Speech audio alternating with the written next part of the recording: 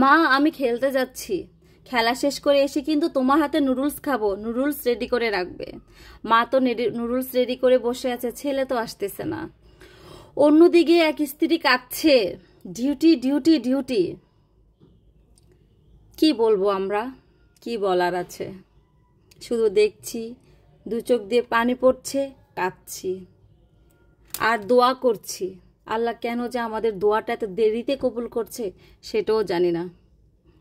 আমি আমার ছেলের জন্য এখানে বারবিকিউ চিকেন করছি, যে আমার ছেলেটা পছন্দ করে। দেখেন তো, আমি মা, আমার ছেলে বারবিকিউ পছন্দ করে, তার জন্য বারবিকিউ করছি। তাহলে তো এইরকমই, কত মায়েরা নাস্তা বানিয়ে বসেছিল তার ছেলেদের জন্য। মায়েদের কাছে কিন্তু ছেলেরা একটু অন্যরকম, বেশি আদরের হয়। বাবাদের কাছে মেয়েরা, দেখবেন মায়েরা কিন্তু ছেলেদের অনেক অন্যায় আবদারও মানেন, ভালো মন্দ তাদের সব কিছু, মানে এটা বলার মতো ভাষা নাই।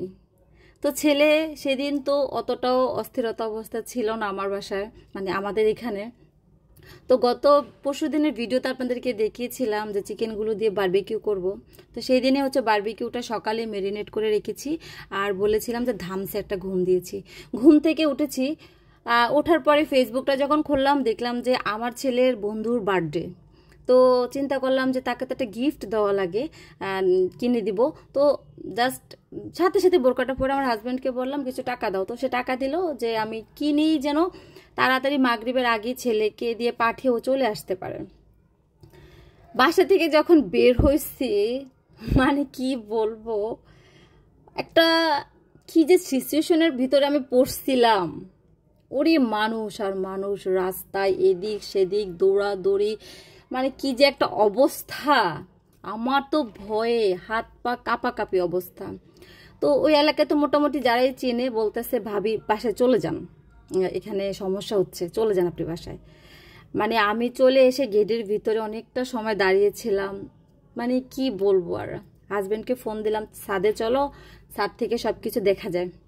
তো সে ফার্স্টে বিশ্বাস করে নাই, বলে যে ধরো আসো তো। কি বলে না বলে, হইতেই পারে, মানুষজন এসে থাকবে না।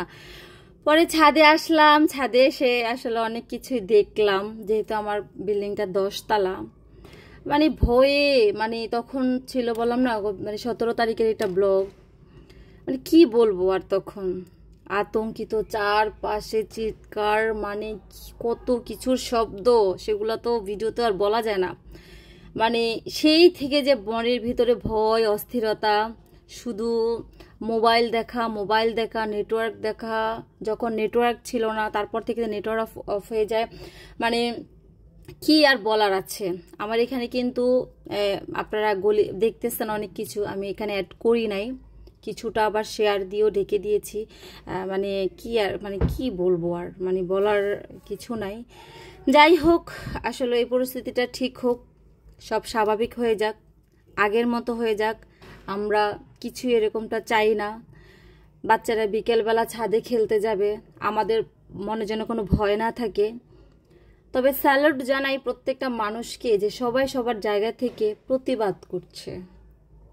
সব ঠিক হয়ে যাক, আমরা কোনো দলের না, আমরা একদম সাধারণ মানুষ। সব ঠিক হয়ে যাক, আমরা নির্ভয়ে, মানে আমার ছেলে বাসা থেকে বেরোতে দিচ্ছি না, জানেন, ওকে বাসা থেকে বেরোতে দিচ্ছি না। যদিও বের হয় ওর বাবাকে সাথে দিচ্ছি, আর নয় আমি সাথে যাচ্ছি, ভয় লাগে, মানে এমন একটা অবস্থা। তো যাই হোক, ছাদ থেকে আসলাম, আসার পরে হচ্ছে যতই খারাপ লাগুক এগুলা বানিয়ে রেডি করে রেখে গেছি। আমার মাও ছিল তখন, তো তারপরে এগুলাকে ওভেনে দিয়ে দিলাম। ওভেনে দিয়ে তারপরে প্রায় তো সময় লাগে ওভেনে দিলে। তো সবাই মিলে খাচ্ছি, তখনকার সময় খেয়েছিলাম। আসলে কি আর বলবো, খেতেও হয়, বাঁচতেও হয়, সব কিছু করতে হয়। এই ভিডিওটা ভয়েস দেওয়ার আগেও ইউটিউবে অনেক কিছু দেখলাম, মানে কি বলবো, গলাটা তখন থেকে ভারী হয়েছিল। সুন্দর মতো হয়তো ব্লগে ভয়েসটা দিতে পারি নাই, সবাই একটু ক্ষমা সুন্দর দৃষ্টিতে দেখবেন। গতকালকে একজন পুলিশ সদস্যর ওয়াইফ যেভাবে চিৎকার করে কান্না করতেছিল, খারাপ লাগতেছিল, মায়েদের কান্নাগুলো কানে বাজতেছিল। সবাই আমরা সবার জন্য দোয়া করি, আল্লাহ তাআলা যেন সবাইকে হেফাজত করেন। আমরা চাই সব ঠিক হয়ে যাক, সব ঠিক হয়ে যাক। সকালে ঘুম থেকে উঠে দেখি যেন আমরা আলহামদুলিল্লাহ বলে একটা পোস্ট দিতে পারি। ইনশাল্লাহ সেই দিনেরই অপেক্ষায় আছি। সবাই ভালো থাকবেন। ব্লগে ভুল ত্রুটি হলে ক্ষমা সুন্দর দৃষ্টিতে দেখবেন।